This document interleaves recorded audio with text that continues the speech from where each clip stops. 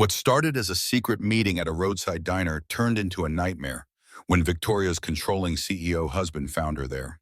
But when he grabbed her wrist and threatened her in front of everyone, he had no idea the quiet cook watching from the kitchen was her missing brother, a decorated army sergeant who'd been presumed dead for 2 years. What happened next would destroy an $80 million empire and expose secrets that powerful people kill to protect. But Victoria's biggest shock, learning that her escape was exactly what her husband had been planning for all along. Hit that like button if you're ready for a story that proves family isn't about blood, it's about who's willing to fight for you. And don't forget to subscribe, because trust me, you won't want to miss how this ends. Victoria Hayes pressed her back against the cracked vinyl booth at Murphy's roadside diner, her 7-month pregnant belly making every position uncomfortable. The clock above the coffee machine read 3:15 on a Tuesday afternoon. She had been waiting 20 minutes, working up courage she had been gathering for weeks. This was supposed to be her moment of quiet rebellion, a secret meeting with divorce attorney Miranda Stone about escape options, while her CEO husband attended his board meeting across town.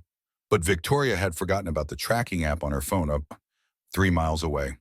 Bradley Pierce sat in his black Tesla Model S, watching her location on his tablet. At 35, he commanded Pierce Technologies, a company worth $80 million. His carefully cultivated image was that of a successful tech innovator. But right now his face showed something darker. He could see her exact position in the diner through the GPS coordinates. She had been sitting there for over an hour. The tracking showed she had turned off her phone for 37 minutes between 2:15 and 2:52. That meant she was hiding something. Bradley started the engine and pulled onto Route 9, heading toward the diner. His jaw was clenched tight enough to crack teeth. Victoria thought she was being clever, but he had ways of monitoring everything. Their home network, her devices, even her credit card statements showed every purchase down to the penny. Back at the diner, Victoria nervously stirred her untouched coffee. The businessman in the corner booth typed on his laptop while nursing cold coffee. 2 elderly women near the window shared apple pie and decades of friendship. A young mother tried to convince her toddler that grilled cheese was more interesting than toy cars. Normal people living normal lives, Victoria thought. When had her life stopped being normal? The diner door chimed, and Victoria's blood turned to ice. Bradley Pierce strode through the entrance like he owned the place, his expensive suit contrasting sharply with the blue-collar atmosphere. His eyes locked onto hers with predatory precision. "You will get in that car right now, Victoria." Bradley's voice cut through the diner like a blade as he slid into the booth across from her. "Or I swear to God, there will be consequences." Victoria's hand instinctively moved to protect her belly. The baby girl seemed to sense her mother's distress, kicking harder against Victoria's ribs. "I don't understand why you're upset," Victoria said quietly, trying to keep her voice steady. "I just wanted some fresh air. The baby's been kicking all morning." "Don't lie to me." Bradley's voice dropped to that dangerous whisper she had learned to fear more than his shouting. "I can see your location. Victoria, you've been sitting in this place for over an hour. Who are you meeting?" The question hung in the air between them. Victoria could feel the weight of the other diner's attention beginning to shift toward their booth. This was exactly what Bradley hated most: public attention that he couldn't control. "No one," Victoria whispered. "I'm not meeting anyone." Bradley's laugh was sharp and bitter. "Right, just like you forgot to mention that you've been researching divorce lawyers online. Did you think I wouldn't notice the browser history? Victoria, did you think I'm stupid?"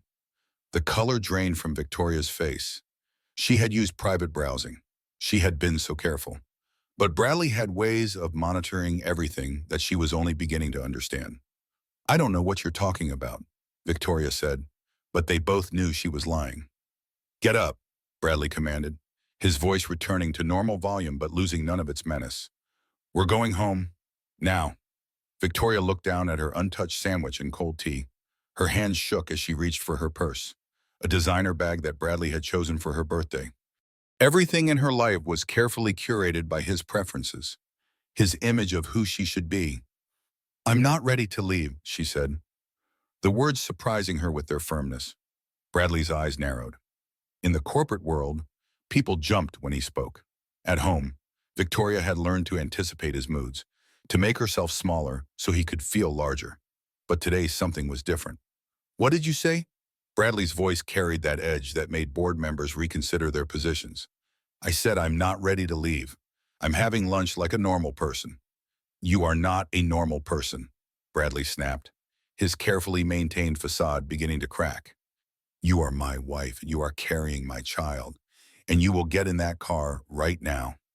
I belong wherever I choose to be, Victoria said, years of suppressed frustration escaping before she could stop them. I'm a grown woman, not your property. The businessman looked up from his laptop. The elderly women stopped talking. The young mother paused in her negotiations with her toddler. The normal sounds of the diner seemed to quiet as Bradley's face flushed red. Don't you dare, he said through gritted teeth, reaching across the table to grab her wrist. His fingers wrapped around her arm with painful pressure. Don't you dare embarrass me in public like this. Victoria gasped as his grip tightened. She could feel his fingers digging into her skin, could see white marks forming where he held her. Bradley, you're hurting me. I'll do more than hurt you if you don't get up right now, he said quietly, his voice carrying controlled rage that Victoria had learned was the most dangerous kind. Get up, get in the car, and we'll discuss your little adventure when we get home. That's when the kitchen door swung open. The cook who emerged was tall and lean with close-cropped hair and alert posture that suggested military training. He wore a simple white apron over jeans and a t-shirt, but something in his bearing commanded immediate attention. His eyes swept the diner with practiced efficiency, taking in the scene at Victoria's booth with tactical assessment that missed nothing. Victoria looked up at him, and her world shifted. Cole, she whispered, her voice barely audible. Oh my God. Cole, Staff Sergeant Cole Hayes, her older brother, who she hadn't seen in 2 years thanks to Bradley's systematic isolation tactics, stood 3 feet away, wearing a cook's apron and an expression that could have frozen hell itself. Cole took one look at Bradley's hand wrapped around his pregnant sister's wrist, at the fear in Victoria's eyes, at the tears she was trying so hard not to shed. He stepped forward with quiet precision of a man trained to neutralize threats. Afternoon, folks, Cole said calmly, his voice carrying authority that came from leading soldiers through combat zones. Everything all right over here? Bradley looked up at the interruption, his face flushed with irritation at being disturbed in what he considered a private family matter. His grip on Victoria's wrist didn't loosen. Everything's fine, Bradley said dismissively. Just a small disagreement between husband and wife. Nothing that concerns the kitchen staff. Cole's eyes never left Bradley's face, but Victoria could see him cataloging every detail with military precision. The bruising grip on her wrist, the defensive way she cradled her belly, the fear in her eyes that she was trying so hard to hide. Victoria Barnetto, Cole asked quietly, his voice gentle despite the steel underneath. You okay, sis? The endearment hit Bradley like a physical blow. His carefully maintained image of control cracked as he realized this wasn't just some random diner employee who could be intimidated or dismissed. This was family. This was the brother Victoria had talked about constantly during their early dating days. You're Victoria's brother, Bradley said, his voice carrying a different quality now, calculating rather than dismissive. The military one. Staff Sergeant Cole Hayes, Cole replied evenly. And you must be Bradley. The two men studied each other across the booth. Victoria felt the tension in the air shift from domestic dispute to something far more dangerous. Bradley might have $80 million and a corporate empire, but Cole had spent 15 years learning how to neutralize threats and protect people who couldn't protect themselves. Well, Sergeant, Bradley said with forced congeniality, though his grip on Victoria's wrist remained painful. This is certainly a surprise. Victoria didn't mention you were working here. A lot of things Victoria probably hasn't mentioned, Cole replied quietly. Been a while since we had a proper conversation. Victoria caught the subtle accusation in his tone and felt a flush of shame. Bradley had masterfully isolated her from her family over the past 2 years, making her feel guilty for every phone call, every text message, every attempt at maintaining relationships outside their marriage. Yes, well, Bradley said, trying to regain control of the situation. Victoria gets very busy with her responsibilities as my wife. Corporate life is demanding, and she has the baby to think about now. Seems like she's thinking about the baby just fine, Cole observed, noting how protectively Victoria held her belly. Question is, why does she look scared of you? The question hung in the air like a challenge. Grace Murphy, the diner's owner, had emerged from behind the counter and stood watching the scene with protective alertness that came from 40 years of serving coffee and dealing with the occasional domestic dispute. She's not scared, Bradley said quickly, but his defensive tone suggested otherwise. She's just emotional. Pregnancy hormones, you understand, makes women unpredictable. Cole's expression didn't change, but something cold flickered in his eyes. Let go of her wrist. Excuse me. You heard me. Cole's voice remained calm, but the authority underneath was unmistakable. Take your hand off my sister. Bradley's face flushed red with anger and embarrassment. Being challenged by a diner cook in front of an audience was exactly the kind of public humiliation his ego couldn't tolerate. But this wasn't just any diner cook. I don't think you understand who you're talking to, Bardams, Bradley said, his voice carrying controlled rage. I'm the CEO of Pierce Technologies. I'm worth more than everyone in this diner combined. And this is my wife. Don't care if you're worth $1 billion, Cole replied evenly. Don't care if you own the whole state.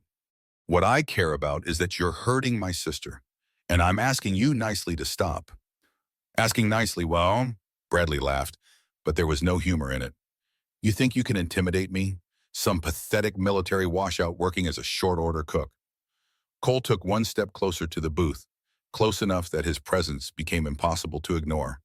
At 32, he was lean and fit in the way that came from years of military discipline. While he wasn't particularly tall or imposing, there was something in his bearing that suggested crossing him would be a serious mistake. You're right, Cole said quietly. I don't know what kind of lawyers you can afford, but I know what happens when someone hurts my family. And I know that your money won't help you if you don't let go of her wrist right now.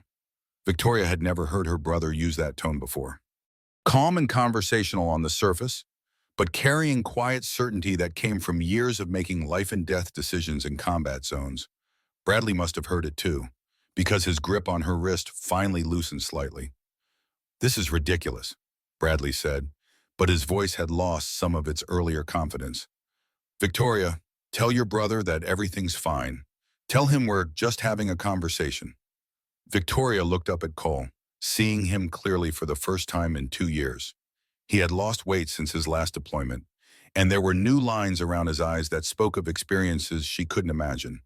But his expression as he looked at her was exactly the same as when they were children, and he had positioned himself between her and neighborhood bullies.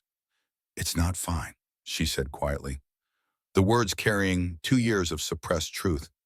Nothing's been fine for a long time. Bradley's face went white with shock and fury. In their private arguments, Victoria always eventually backed down, always apologized, always found ways to make his behavior her fault. But here, in front of witnesses and her brother's protective presence, she was refusing to play the role he had trained her to perform. Victoria, he said through gritted teeth, his grip tightening again until she gasped in pain. Think very carefully about what you're saying. Think about what you're risking. Cole moved so quickly that Bradley didn't have time to react. One moment he was threatening Victoria, and the next he was doubled over in the booth, his hand releasing her wrist as Cole applied pressure to a nerve point in his shoulder with his surgical precision. I asked nicely, Cole said conversationally, maintaining the pressure until Bradley's face went pale. Now I'm going to ask once more. Take your hands off my sister, apologize for hurting her, and then we can all have a civil conversation about what happens next. The diner had gone completely silent. Even the coffee machine seemed to have stopped gurgling. Grace Murphy had her phone in her hand, finger poised over 911, while the other diners watched with fascinated horror. Bradley tried to pull away from Cole's grip, but the pressure point technique was precisely applied to cause significant discomfort without leaving visible marks or causing permanent damage. It was the kind of skill that came from military training in controlling hostile situations. Let go of me, Bradley gasped, his earlier arrogance replaced by shocked pain. I'll have you arrested for assault. Will you, Bow? Cole asked mildly, not releasing the pressure. You want to explain to the police why you were bruising a pregnant woman's wrist? Want to discuss that with the local news when they pick up the story? Bradley's eyes darted around the diner, taking in all the witnesses who had clearly seen him grab Victoria, heard him threaten her, Watched the entire confrontation unfold. His carefully maintained public image was cracking. "This isn't over," he said through gritted teeth as Cole finally released the pressure point. "You have no idea what you've started here." "Actually, Cole said calmly. "I think it's been going on for a while. I'm just ending it." Bradley stood up from the booth, his shoulders still aching. His face was flushed with rage and humiliation. But he was smart enough to recognize that he had lost this particular battle. The question was whether he would be smart enough to walk away or foolish enough to escalate. "Victoria," he said, his voice carrying the kind of controlled fury that she had learned to fear more than his explosive anger. "You're making a mistake, a very big mistake, and mistakes have consequences." With that threat hanging in the air, Bradley Pierce turned and walked out of Murphy's roadside diner, leaving behind his pregnant wife, her military brother, and a room full of witnesses who had just seen the careful facade of his perfect marriage crumble in real time. Victoria looked down at her wrist, already seeing finger-shaped bruises forming on her pale skin, and realized that after 2 years of careful isolation and systematic control, she was finally not alone anymore. But as Cole helped her to her feet and Grace brought ice for her wrist, Victoria couldn't shake the feeling that Bradley's parting words had been more than just angry threats. They had sounded like a promise. The silence that followed Bradley's dramatic exit lasted exactly 10 seconds before the diner erupted in concerned voices and scraping chairs. Grace Murphy was the first to move, appearing at Victoria's booth with a clean dish towel wrapped around ice. "For your wrist, honey," Grace said gently, her voice carrying maternal authority that came from 40 years of taking care of people. "Cole, get her some water and maybe some of that chamomile tea from the back." Cole slid into the booth across from his sister, his expression carefully controlled, but his eyes showing the kind of fury that came from seeing someone he loved being hurt. "How long?" he asked quietly, nodding toward Victoria's bruised wrist. "How long has this been going on?" Victoria pressed the ice-wrapped towel against her wrist, wincing at the cold but grateful for the numbing relief. The bruises were already darkening into 5 perfect finger-shaped marks. "It's not usually physical," she said quietly, not quite meeting his eyes. "Mostly it's just control. He needs to know where I am, who I'm talking to, what I'm spending money on, the tracking app on my phone, cameras in the house, monitoring my credit cards. He says it's because he loves me." Cole's jaw tightened, but his voice remained gentle. "And the physical part?" Victoria touched her belly protectively. "Started about 3 months ago when I began showing. Nothing major, just grabbing my arm when he was angry, pushing me away when I tried to hug him. Today was the first time She gestured to her wrist, unable to finish the sentence. "Jesus, Victoria." Cole ran a hand through his close-cropped hair. "Why didn't you call me? Why didn't you reach out?" The question carried no judgment, only pain. But Victoria felt the familiar weight of shame anyway. How could she explain that Bradley had slowly, systematically convinced her that her family didn't really care about her, that Cole was too busy with his military career to be bothered with her problems? "He moved us away from everyone," Victoria said finally. "Said it was for his career, but really it was to isolate me. Then he started monitoring everything. If I called you or Mom and Dad, he'd want to know what we talked about. Why I needed to bother you with my problems." Cole's expression grew darker with each revelation, but he kept his voice calm. Combat experience had taught him that survivors needed to feel safe before they could share the full truth. "You're not bothering anyone by needing your family," he said firmly. "That's what family is for." Grace returned with chamomile tea and pulled up a chair, settling her solid frame with purposeful movement that suggested she had something important to say. "I've been watching that man for the past 20 minutes, Grace announced without preamble. "Been running this place for 38 years, and I've learned to recognize trouble when I see it. That husband of yours, he's trouble with a capital T." Victoria looked up, surprised by the older woman's blunt assessment. "You were watching us." "Honey, I was watching the parking lot," Grace corrected. "That man sat in his fancy car for nearly 20 minutes before he came in here. 20 minutes of just sitting and staring at this building like he was planning something. That's not the behavior of someone who just happened to find his wife at a diner." Cole leaned forward, his military training automatically focusing on tactical details. He was surveilling the location before moving in. That's exactly what he was doing, Grace confirmed. And another thing, I've got security cameras covering every angle of this place, including audio recording. Every word of that conversation is documented, including the threats and the part where he grabbed you. Victoria's teacup rattled against the saucer as her hands began to shake. You recorded everything. Everything, Grace said firmly. And before you start worrying about privacy, this is my establishment, and I have signs posted about security monitoring. That recording is completely legal, and it clearly shows a pattern of threatening behavior. Cole exchanged a meaningful look with Grace. In his experience, domestic abusers relied on isolation and the absence of witnesses to maintain control over their victims. Having independent documentation of Bradley's behavior would be crucial if Victoria decided to take legal action. There's something else, Grace continued, pulling her phone from her apron pocket. I started recording on this the minute I heard him raise his voice. Old habit from dealing with difficult customers.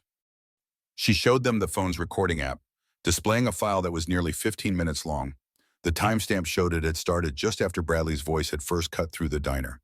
You recorded the whole thing, Victoria asked, her voice barely above a whisper, including the part where he threatened you with consequences for embarrassing him, Grace confirmed. Also got the physical assault on camera and audio. That man just handed us everything we need to get you a restraining order. Victoria stared at the phone, processing the implications. For 2 years, Bradley's abuse had happened in private, behind closed doors where there were no witnesses and no proof. It had been his word against hers, and his word carried the weight of $80 million and a flawless public reputation. But now there was evidence, independent, objective proof of his threats and violence. I don't know if I can, Victoria said quietly, one hand instinctively moving to her belly. He has so much money, so many lawyers. He could destroy me in court. And the baby, what if he tries to take the baby? Cole reached across the table and covered her free hand with his. His palm was warm and calloused from years of military service, but his touch was gentle and reassuring. Victoria, listen to me, he said seriously. I know you're scared. I know this feels overwhelming, but you don't have to face this alone anymore. I'm here. Grace is here, and we're not going anywhere. But your deployment, Victoria started, is over, Cole interrupted. I've been back stateside for 6 months, working here while I figure out what comes next. PTSD doesn't exactly make for smooth transitions back to civilian life, but helping people seems to be good therapy for me. Victoria looked at her brother with new understanding. She had been so focused on her own isolation that she hadn't considered that Cole might be dealing with his own struggles after returning from combat deployment. Why didn't you tell me you were back? She asked. Cole's expression tightened with something that might have been guilt. I tried calling a few times, but you never answered. When I finally got through, you said you were busy with Bradley's social calendar and couldn't talk. I figured you'd call when you had time. The words hit Victoria like a physical blow. She remembered those calls, remembered Bradley's irritation whenever her phone rang, remembered the arguments that followed if she spent too much time talking to anyone outside their immediate social circle. He made it difficult, Victoria admitted. Every call, every text, every email had to be justified. Who was I talking to? What did they want? Why couldn't I handle things myself instead of bothering other people? After a while, it was just easier to not. That's how abusers work, Grace said matter-of-factly. They isolate you gradually, make you feel guilty for maintaining normal relationships, convince you that depending on anyone else is a weakness. Before you know it, you're trapped in a world where they're your only source of information about what's normal. Victoria's phone buzzed against the table, making all three of them jump. The screen displayed Bradley's name and a text message preview that made Cole's expression turn dangerous. You'll regret embarrassing me like that. The message read, both of you, bun, this is far from over. Victoria, you have no idea what you've started. A second message followed immediately. Come home now, and we can forget this happened. Stay away and there will be consequences you can't imagine. Cole read the messages over Victoria's shoulder, his calm facade finally cracking to reveal the fury underneath. He's threatening you. He's threatening both of us. That's what he does, Victoria said quietly. her voice carrying 2 years of exhausted defeat. He makes threats. Then when I get scared, he tells me I'm overreacting, that he didn't mean it the way it sounded. Gaslighting, Grace said grimly, making you question your own perception of reality. It's psychological abuse, honey, and it's just as damaging as the physical kind. Cole stood up from the booth with sudden decision, his military bearing returning in full force. Victoria, I need you to listen to me carefully. I'm not going back to base as planned. I'm staying here. I'm staying close. And I'm making sure you and that baby are safe. Cole, you can't. I can and I will. He interrupted with quiet authority that had commanded respect in combat zones. I let you disappear from my life once because I didn't understand what was happening. I won't make that mistake again. Victoria looked at her brother, seeing him clearly for the first time in years. The lean frame that spoke of too many combat missions and too much stress. The alert posture that never quite relaxed even in civilian settings. The protective fury in his eyes that transformed him from her big brother into the decorated military officer who had spent years learning how to neutralize threats.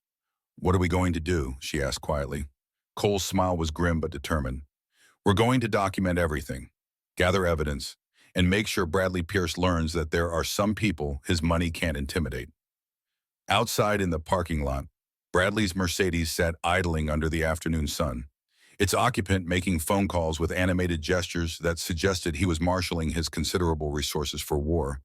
But inside Murphy's roadside diner, Victoria Hayes Pierce was no longer alone, no longer isolated, and no longer willing to be afraid of the man who had spent 2 years convincing her that she was powerless. The battle was about to begin, and for the first time in months, Victoria felt like she might actually have a chance of winning. That feeling lasted exactly 12 hours. At 6:47 the next morning, Victoria discovered that her debit card had been canceled and her access to their joint checking account had been frozen. She stood in the base commissary holding a cart full of basic necessities. Her card declined repeatedly, while other military families waited patiently in line behind her. I'm sorry, Wint, Victoria said quietly to the cashier, her face burning with embarrassment as she pulled items from her cart. I don't understand what's wrong with my card. Cole appeared at her elbow, having been alerted by his wife Emma, who was monitoring the situation from their kitchen table where she had set up a command center of legal documents and resource information. He pulled out his own wallet without comment and paid for Victoria's groceries, but his expression was grim with understanding. $67.34, Cole said quietly as they loaded groceries into his truck. That's how much it cost him to send you a message about your complete financial dependence on his goodwill. Victoria's phone had been buzzing continuously since dawn with a carefully orchestrated campaign of manipulation and intimidation. The first messages were apologetic and pleading, designed to make her feel guilty for leaving. When those didn't generate a response, they became increasingly threatening. You have no money, no joy, no way to support yourself or the baby. One message read, come home and we can work this out like adults. The next message was more explicit. My lawyers tell me that abandoning the marital home while pregnant could be seen as evidence of mental instability. Don't make this harder than it needs to be. But the call that came at 9:37 that morning delivered the second devastating blow that would shatter Victoria's newfound sense of safety and hope. Miranda Stone, the divorce attorney Victoria had been meeting with at the diner, called with news that confirmed Bradley's ruthless determination to maintain control. Victoria, I need you to sit down, Miranda said, her usually confident voice tight with concern. Bradley's legal team moved faster than I've ever seen. They filed emergency petitions this morning claiming that you've been kidnapped or coerced by your military brother. Victoria sank into a chair at Cole and Emma's kitchen table, feeling the walls of her newfound freedom closing in around her. They're seeking immediate court orders to compel your return to the marital home for your own safety and that of the unborn child. Miranda continued, it's complete garbage legally, but it's strategically brilliant. Bradley's positioning himself as the concerned husband trying to protect his mentally unstable wife from dangerous outside influences. Cole took the phone, his military training automatically assessing threat levels and potential countermeasures. How dangerous is this legally? In the short term, not very, Miranda replied. We have documentation of his threats and assault. plus witness testimony. But in the long term, he's building a case that could be problematic in custody proceedings. We need to counter his narrative with evidence of our own. Emma looked up from her laptop where she had been researching domestic violence resources and legal precedents. I've been in contact with 3 other women who've had relationships with Bradley Pierce over the past 10 years. 2 of them are willing to provide testimony about his pattern of controlling behavior. Victoria's heart stopped. Other women and a college girlfriend who broke up with him after he started monitoring her phone calls and following her to classes. Emma explained. A business associate who dated him briefly and ended the relationship when he began showing up at her workplace unannounced and questioning her colleagues about her activities. The revelation that Bradley's abusive behavior predated their marriage hit Victoria like a physical blow. She had spent 2 years believing that somehow she was the problem, that her own shortcomings had triggered his controlling behavior. There's more, Emma continued. One of his former business partners is willing to testify about Bradley's reaction when she challenged him during a board meeting. He apparently became so enraged that security had to be called. Cole's expression grew thoughtful as he processed this information through the lens of his military intelligence training. He has a documented pattern of aggressive behavior when challenged or when he feels his control is threatened. That's useful, but it also makes him more dangerous. As if summoned by their conversation, Victoria's phone rang with Bradley's name on the caller ID. Cole reached for it, but Victoria shook her head and answered the call herself, putting it on speaker so the others could hear. Victoria, thank God. Bradley's voice carried perfectly calibrated relief and concern. I've been worried sick about you. Are you okay? Is the baby okay? We're fine, Bradley, Victoria said quietly, her voice steadier than she expected. I need some time to think. Think about what? Bradley's tone shifted slightly, becoming more controlling. Think about destroying our marriage. Think about keeping my child away from me. Victoria, this is insane. You're 7 months pregnant. You have no money, no way to take care of yourself. You need to come home. I don't need anything from you, Victoria said, the words carrying a strength that surprised even her.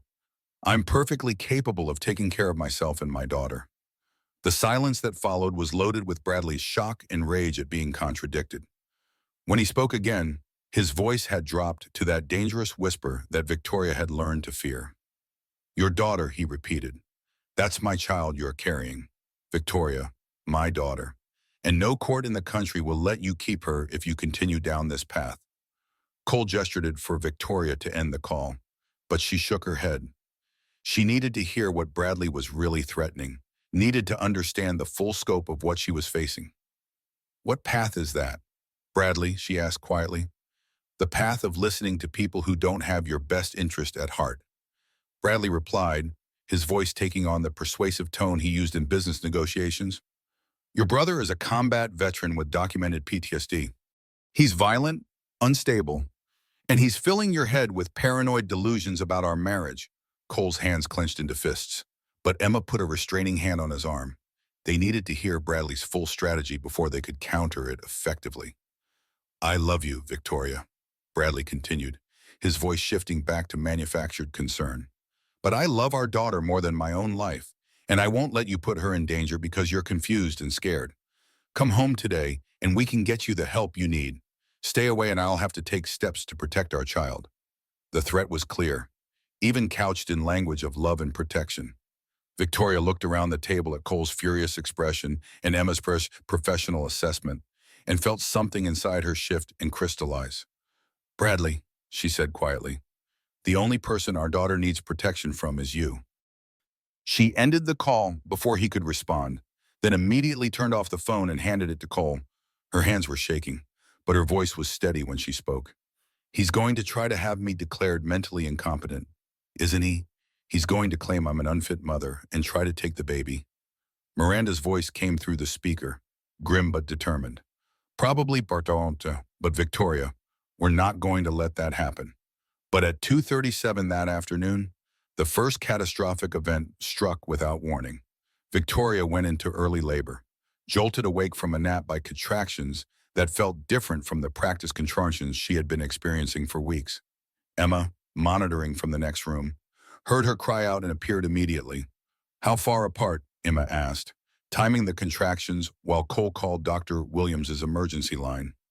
Every 3 minutes, Victoria gasped, her hand protectively covering her belly. But it's too early. She's not due for another 6 weeks. The drive to the hospital was a blur of pain and fear, with Cole navigating traffic while Emma provided steady reassurance from the back seat. The emergency room staff moved quickly, recognizing the signs of premature labor complicated by what Dr. Williams would later document as extreme maternal distress consistent with domestic violence trauma. "We need to stop these contractions," Dr. Williams explained as they prepared to administer medications. "The baby's lungs aren't fully developed yet, and every day she stays inside is crucial." Victoria nodded through another contraction, focusing on the medical equipment surrounding her bed rather than the fear that threatened to overwhelm her. This was exactly what Bradley had predicted would happen, that her decision to leave would endanger the baby, that her actions would prove she was an unfit mother. "This is my fault," she whispered to Emma, who was holding her hand during the medical procedures. "If I hadn't left, if I hadn't caused all this stress—" "Stop right there," Dr. Williams interrupted firmly. "Victoria, I've been your doctor for 6 months, and I've been documenting concerning signs throughout your pregnancy. Elevated blood pressure, chronic stress indicators, unexplained bruising, weight loss despite being pregnant. This labor isn't caused by leaving an abusive situation. It's caused by the chronic stress of living in one." The words hit Victoria with unexpected force. Dr. Williams had been seeing the signs of abuse all along and had been carefully documenting them in her medical records. The early labor wasn't evidence of Victoria's failure as a mother. It was evidence of the systematic damage that Bradley's abuse had inflicted on both her and their unborn child. But the worst was yet to come.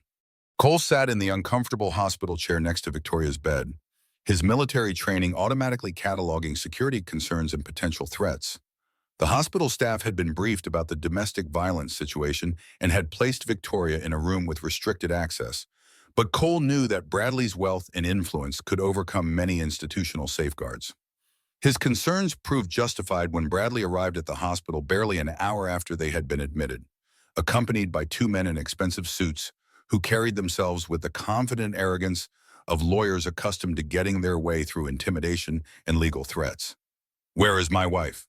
Bradley demanded at the nurse's station, his voice carrying the kind of authority that usually made people comply immediately. "I'm Bradley Pierce, and my wife Victoria is in premature labor. I demand to see her immediately." The head nurse, a veteran of 30 years who dealt with every kind of family crisis imaginable, looked at Bradley with professional politeness that carried no warmth whatsoever. "Sir, your wife is in a secure unit receiving medical care. She's conscious and able to make her own decisions about visitors. She's 7 months pregnant and in labor," one of Bradley's lawyers interjected. "She's not in a condition to make rational decisions. Her husband has legal rights as next of kin and father of the child."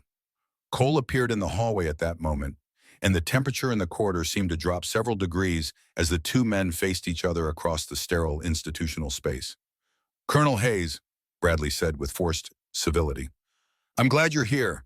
Perhaps you can explain to the hospital staff that my wife needs her husband during this medical crisis." "Your wife," Cole replied quietly, "has made it very clear that she doesn't want to see you. The hospital staff is simply respecting her wishes." Bradley's facade of control cracked slightly, revealing the rage underneath. "She's in premature labor because of the stress you've caused her. Your interference in our marriage has endangered my child." Dr. Williams emerged from Victoria's room at that moment, her expression professionally cool but loaded with disapproval. At 51, she had delivered thousands of babies and had learned to recognize the signs of domestic violence with disturbing frequency. "Mr. Pierce," she said formally, "your wife is stable and we've successfully stopped the premature labor for now. However, she needs complete bed rest and minimal stress to prevent future episodes." "Then you understand why she needs to come home where I can properly care for her," Bradley said, his voice taking on the persuasive tone that had built his business empire. "Actually," Dr. Williams replied with quiet authority, "what I understand is that your wife's medical condition has dramatically improved since she left your home. Her blood pressure is lower than it's been in months. Her stress indicators are normalized, and she's finally getting proper nutrition and sleep."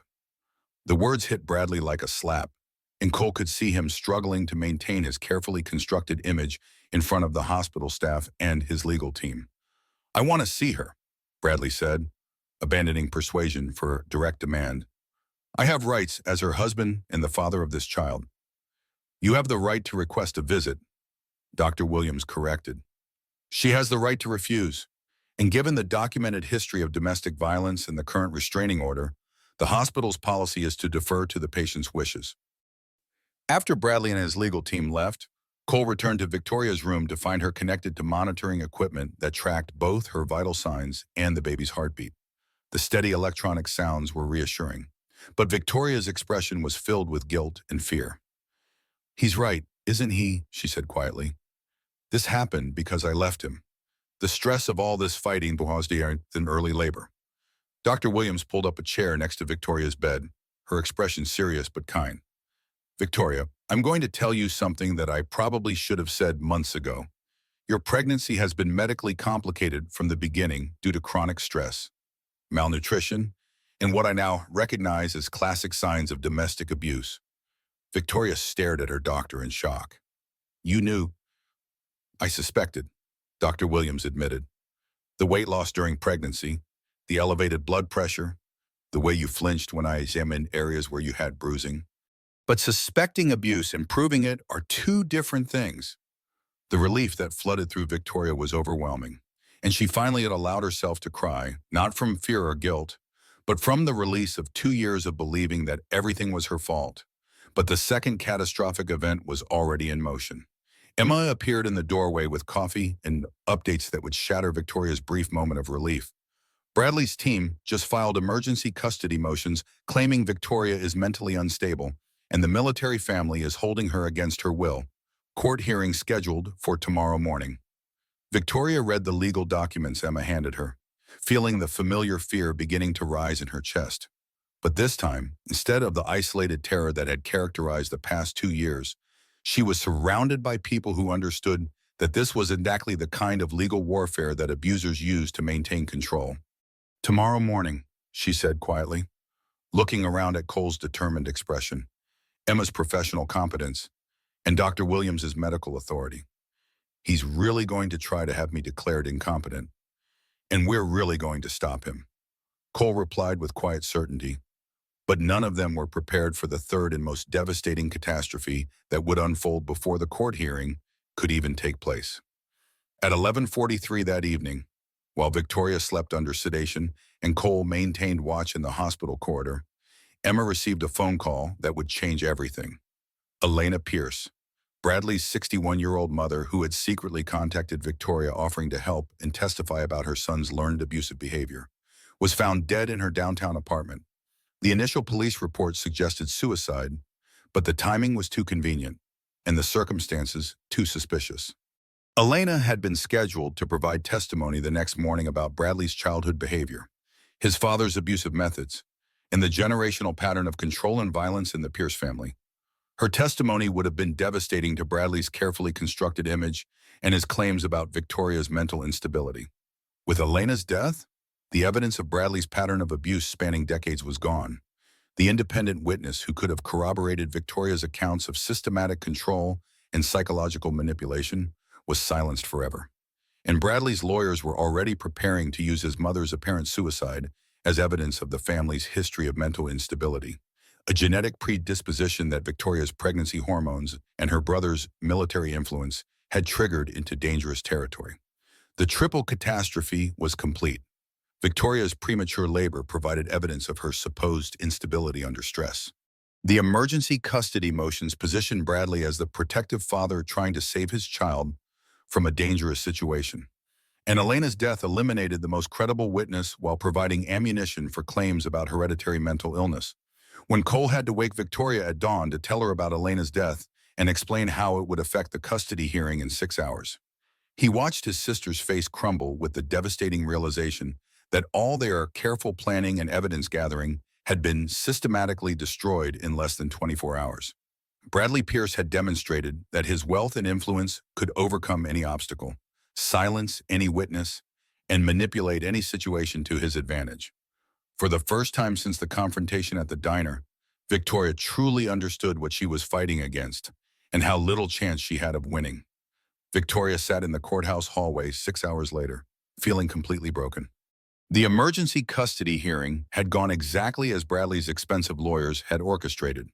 Elena's death had eliminated their most powerful witness, while the premature labor provided supposed evidence of Victoria's inability to handle stress in her current situation. Judge Patricia Williamson had listened to both sides with the kind of professional detachment that came from 15 years of family court experience. But the evidence now favored Bradley's narrative. A successful CEO trying to protect his child from an unstable wife, influenced by a military brother with documented PTSD. The temporary custody arrangement will be modified, Judge Williamson had announced. Given the medical complications, the witness irregularities, and the documented stress factors, the court finds that the child's welfare is best served by returning Mrs. Pierce to the marital home under her husband's care and medical supervision. Victoria collapsed as Bradley's lawyers explained the court order. She would return home immediately. Cole was prohibited from contact pending a full psychological evaluation. Any violation would result in immediate arrest and permanent loss of parental rights. Cole had been escorted from the courthouse by security, legally powerless to protect his sister from the man who had systematically destroyed every avenue of escape they had tried to build. Victoria found herself back in the mansion that had been her prison for 2 years. But now it was worse. Bradley's house had been modified during her absence with additional security cameras, locked cabinets for her medications, and monitoring devices that tracked her every movement and conversation. "You see what happens when you try to fight me," Bradley said quietly as he showed her through the enhanced security measures. "You see what I'm capable of when you threaten what's mine. My mother's death is on your hands, Victoria. Your instability, your paranoid accusations, your influence on my family, it killed her." Victoria sat in the nursery that Bradley had perfectly decorated for their daughter, feeling the baby move inside her and knowing that she had failed to protect either of them. Cole was under legal restraint. Emma was prohibited from contact. Grace's diner recordings had been ruled inadmissible due to technical challenges from Bradley's legal team. She was more isolated now than she had ever been, with the added knowledge that any attempt to escape would be met with the full force of Bradley's wealth and willingness to destroy anyone who helped her. For 3 days, Victoria lived in this enhanced prison, monitored constantly and reminded hourly that her daughter would grow up knowing that her mother had been too weak and unstable to provide a safe home. But on the 4th day, everything changed. Grace Murphy appeared at the mansion's front door, accompanied by a woman Victoria didn't recognize and carrying a briefcase that suggested official business.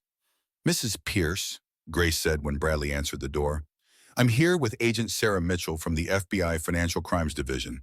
We need to speak with your wife about some irregularities in your business practices that came to light during our investigation into Elena Pierce's death." Bradley's face went white as he realized that Elena's death had triggered exactly the kind of federal scrutiny that his business empire couldn't withstand. The private investigators he had hired to build a case against Victoria had inadvertently exposed his own financial crimes during their surveillance operations. Agent Mitchell's investigation had uncovered a pattern of financial manipulation, tax evasion, and corporate fraud spanning over a decade. Elena Pierce's death wasn't suicide. She had been murdered to prevent her from providing testimony not just about domestic violence, but about her knowledge of Bradley's business crimes. The evidence Elena had hidden in her safety deposit box wasn't just about family abuse patterns. It included banking records, corporate documents, and recorded conversations that documented Bradley's systematic financial crimes. "Mr. Pierce," Agent Mitchell said with the kind of quiet authority that made Bradley's corporate intimidation tactics look like childish tantrums, "you're under arrest for conspiracy to commit murder, financial fraud, and violation of federal racketeering statutes." As FBI agents searched the mansion and arrested Bradley in front of his neighbors and business associates, Victoria sat in the nursery holding her belly and watching the careful facade of his perfect life crumble in real time. Cole appeared at the nursery door 20 minutes later, his legal restraints dissolved by the federal investigation that proved Victoria's abuse allegations had been not just true, but actually understated compared to the full scope of Bradley's criminal behavior.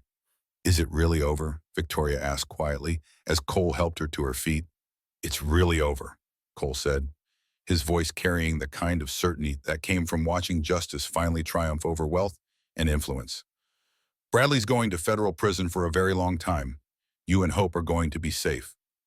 Victoria looked around the nursery that Bradley had designed to imprison both her and their daughter, then walked out of the mansion for the last time, carrying only the knowledge that sometimes the truth really was more powerful than money. 6 months later, Victoria stood behind the counter of what was now called Murphy's Safe Harbor Cafe, officially reopened as a community resource center with funding from the state domestic violence prevention program. The morning rush had just ended, leaving the comfortable buzz of conversation from the weekly support group meeting in the back room. The transformation of the diner mirrored Victoria's own journey from victim to survivor to advocate. What had begun as Grace's simple intervention in a domestic violence situation had grown into a recognized community resource, with partnerships with local law enforcement, healthcare providers, and legal aid organizations. "Victoria, could you come back here for a minute?" called Jennifer Martinez, the newest member of their support group who had been attending meetings for 3 weeks. "I think I'm ready to take the next step." Victoria wiped her hands on her apron, one that read, "Safe Harbor Cafe, where everyone deserves safety," and headed toward the back room where 12 women of various ages sat around a large table that had been donated by a local furniture store owned by a domestic violence survivor. Jennifer was 26, 7 months pregnant, and had been attending meetings without saying much beyond her first name. Today she looked different, determined rather than defeated, angry rather than afraid. "I want to file a police report," Jennifer said quietly, her hands protective over her belly in a gesture Victoria recognized. "I want to get a restraining order. I want to leave him." The room filled with supportive murmurs from women who understood exactly what those words meant. Not just the practical steps of leaving an abuser, but the psychological courage required to believe that escape was possible. Victoria sat down next to Jennifer, her own daughter Hope sleeping peacefully in the carrier she wore during work hours. Little Hope Hayes, Victoria had legally changed their last names, was now 4 months old, and represented everything Victoria had fought for during those dark months of pregnancy and legal battles. "Tell us what you need and we'll help you get it," Victoria said gently. "That's what we're here for." The support group had grown from Grace's initial idea into a comprehensive program that included safety planning, legal referrals, financial counseling, job training, and childcare services. Victoria coordinated the program, while Emma provided professional counseling and Cole handled security concerns with tactical planning that kept everyone safe. After the support group ended, Victoria walked through the kitchen area where Cole was training a new volunteer cook, a former military medic who had found purpose in providing both food and safety for domestic violence survivors. "How's Jennifer doing?" Cole asked, noting Victoria's thoughtful expression. "She's ready to leave," Victoria replied. "Full safety plan, legal protection, housing arrangement. She reminds me of myself 8 months ago, scared but determined." Cole nodded with understanding. He had watched Victoria transform from the frightened woman in the diner booth to the confident advocate who now helped other women find their own strength. The change had been gradual but profound, driven by the discovery that helping others heal was often the most effective way to complete one's own healing process. Emma appeared from the office area carrying the kind of paperwork that kept nonprofit organizations running effectively. The Safe Harbor Cafe had received several grants for expansion, including a major funding award that would allow them to provide transitional housing services directly. "Good news and complicated news," Emma announced. "The State Domestic Violence Coalition wants to use our program as a model for rural community interventions." "That's the good news." "And the complicated news?" Victoria asked. "They want you to testify at the state legislature about effective community-based prevention programs. It would mean publicity, recognition, and possibly some unwanted attention from people who prefer that domestic violence remain invisible." Victoria considered the opportunity while bouncing Hope gently in her carrier. Public testimony would mean putting herself forward as an expert on domestic violence, using her own story to advocate for policy changes that could help thousands of women across the state. "I'll do it," Victoria said quietly. "If sharing my story can help other women, then it's worth any risk." Grace emerged from the kitchen where she had been preparing for the afternoon shift, her expression carrying the kind of pride that came from watching something good grow from a moment of moral courage. "Victoria, honey," Grace said, "there's someone here to see you. Says she drove down from the state capitol after hearing about our program." The woman waiting in the main dining area was Catherine Walsh, Elena Pierce's sister, who had come to thank Victoria for what her courage had ultimately accomplished. Elena's death had not been in vain. It had exposed Bradley's crimes and led to convictions that would keep him in federal prison for the rest of his life. "I wanted you to know," Catherine said, "that Elena's evidence helped convict not just Bradley, but 3 other men who were part of his business network. Your decision to fight back saved more lives than just your own." Victoria looked around the cafe at the space that had been transformed from a simple diner into a beacon of hope for women who had lost their way in abusive relationships. The booth where Bradley had grabbed her wrist was still there, but now it was surrounded by resource posters, community announcements, and photos of success stories from women who had found safety and rebuilt their lives. Cole was in the kitchen working alongside volunteers who had found purpose in providing both food and sanctuary. Emma was facilitating counseling sessions with women at different stages of leaving abusive relationships. Grace was coordinating with local law enforcement about safety protocols for high-risk clients. Victoria stood in the center of it all, holding her daughter who would grow up understanding that love meant support rather than control. That strength was measured by how you protected others rather than how you dominated them. That family was defined by who showed up when you needed them most. Her phone buzzed with a text from the legislature coordinator confirming her testimony date. "You're going to change lives up there, Victoria. You already have down here." Victoria looked at the message and felt the same sense of rightness that had guided her decisions since that afternoon when Cole had stepped between her and Bradley's anger. Some battles were worth fighting, some truths were worth telling, and some changes were worth the risk and effort required to make them happen. "Some people think family is about blood," Victoria said quietly to Hope, who was now awake and looking around the busy cafe with curious eyes. "But I learned it's about who shows up when you need them most." Outside, the parking lot was filled with cars belonging to women who had found their way to Murphy's Safe Harbor Cafe through word of mouth, referrals from healthcare providers, recommendations from law enforcement, or simply by recognizing the signs that had once described their own lives. Inside, Grace was already planning the next day's community meal. Cole was scheduling security training for other business owners who wanted to learn how to recognize and respond to domestic violence. And Emma was coordinating with the state coalition about expanding their program model to other rural communities. Victoria Hayes had come full circle, from victim to survivor to advocate, from isolation to community, from fear to hope. Her daughter would grow up in a world where women like her mother had fought to ensure that domestic violence was no longer a private shame, but a public responsibility. Where businesses like Safe Harbor Cafe provided not just food, but sanctuary. Where families were defined not by legal documents, but by who stood up when someone needed protection. The transformation was complete, but the work continued. Every day brought new women who needed to hear that escape was possible, that healing was achievable, that life after abuse could be not just survivable, but fulfilling. And every day soon. Victoria found new strength in the recognition that her own survival had meaning beyond her personal freedom. It had become a beacon for others still lost in the darkness of controlling relationships. Proof that sometimes the most important battles were fought not with weapons or money, but with courage, compassion, and the unwavering belief that everyone deserved to live free from fear. As she locked up the cafe that night, Victoria paused to read the small plaque that had been installed next to the front door. Murphy's Safe Harbor Cafe, established in memory of all the women who didn't make it out, and in celebration of all the women who did. Her daughter slept peacefully in her car seat, surrounded by the security of a community that understood that protecting children meant protecting their mothers, that preventing domestic violence required everyone to get involved, and that sometimes the most important victories were won not in courtrooms or boardrooms, but in small diners where ordinary people chose to do extraordinary things. The story that had begun with Bradley's hand wrapped around her wrist in a diner booth had ended with her hand extended to other women who needed to know that escape was possible, that healing was achievable, and that the future could be different from the past.